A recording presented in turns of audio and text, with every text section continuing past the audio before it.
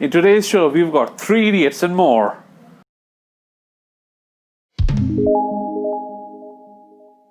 When we started this show, we planned on not commenting on what people said. We were planning on only focusing on the cricketing aspect. However, there are times that people say things that need to be discussed. We had to delay our program a couple of times this week to add more as more and more masala came forward. To start off with, Mohammad Hafeez in a recent interview said that his 12-year-old son has more cricketing sense than Ramiz Raja. It's good that the professor's son has a good cricketing sense and the kid might be an upcoming cricketer for Pakistan. However, suggesting that somebody who played 13 years of international cricket has lesser sense than a preteen, that makes very little sense. Now, Mohammad Hafeez and Ramiz Raja have their own tiff. Ramiz Raja on his YouTube channel is a big proponent that Mohammad Hafeez and other oldies should retire. I tend to agree with that in part because the T20 World Cup, which was to take place in October 2020, has been moved to the next year.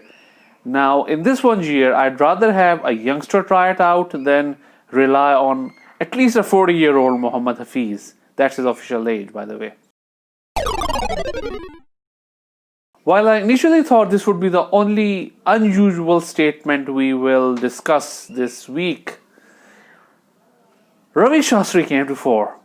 Ravi Shastri is a former Indian captain, a very good all-rounder, somebody who made a lot of name in media. He was a great commentator until he started taking salary from the Indian Cricket Board and the broadcasters that he was working with, and he lost his credibility, at least for someone like me. He's India's current coach, and India is touring Australia for a limited over and test match series. Recently, Ravi Shastri said that they have the fabulous five, not the batsmen, but the bowlers. Now let that sink in. Ravi Shastri bragging about fabulous five fast bowlers, which included Mohammad Shami, Umesh Yadav, Jasprit Bumrah, Mohammad Siraj, and Navdeep Saini. Mohammad Shami is a decent fast bowler. Umesh Yadav is quick, he's losing steam, and he's definitely not his former self. And Jasprit Bumrah is without a doubt a gem of a fast bowler who's doing really well at the international stage. Mohammad Siraj and Navdeep Saini both have potential, but they have just started playing at the international level, and calling them the fabulous five is a really bad idea. Pakistani team recently learned that no matter how good you are as a youngster, you need experience. The English tour is a good testament to that. We did not have the experience and we suffered. Despite of having somebody like a Shaheen Shah Afridi, it wasn't good enough.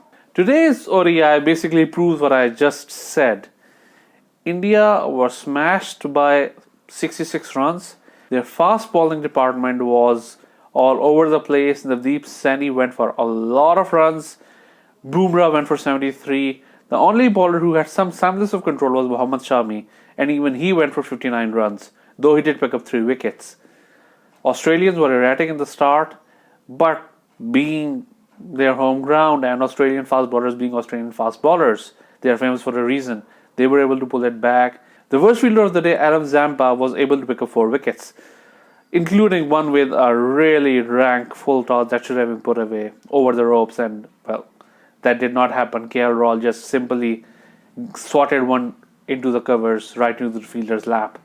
So that wasn't a very good show today.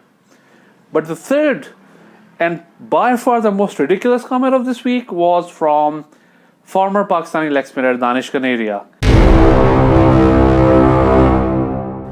Danish Kaneria went on to suggest on his YouTube channel that the only reason Yasir Shah is playing international cricket is because people in PCB want him to break his record as the 4th highest wicket taker in the history of Pakistan. Now let that sink in. We are talking about a leg spinner who was really good. I really liked him when he was playing Test cricket until he decided that spot fixing was a good sport.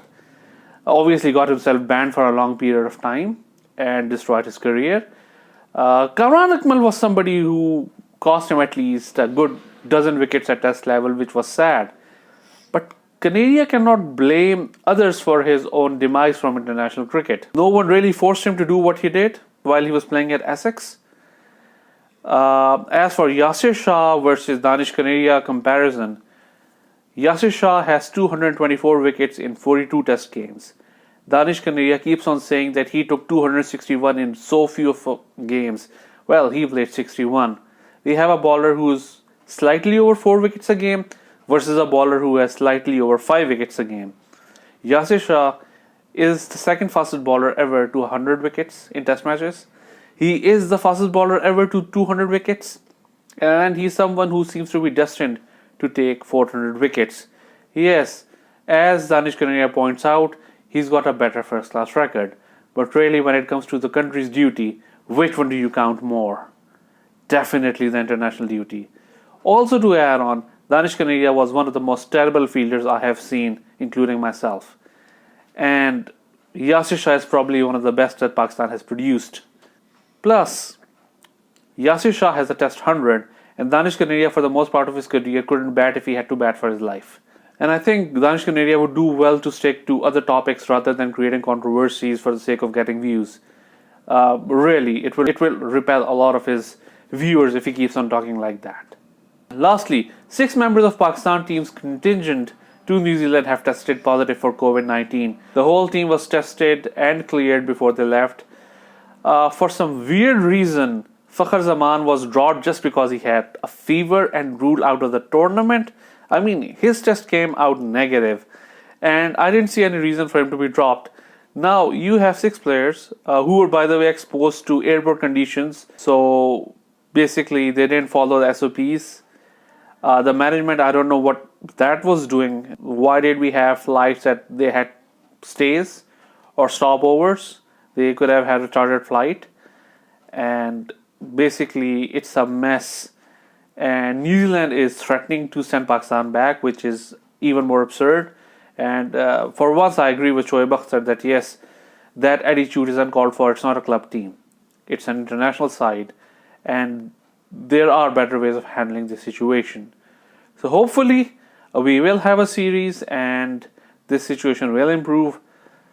Let's hope the players act more mature. Let's hope management has a better plan for the next time. I'll see you the next time.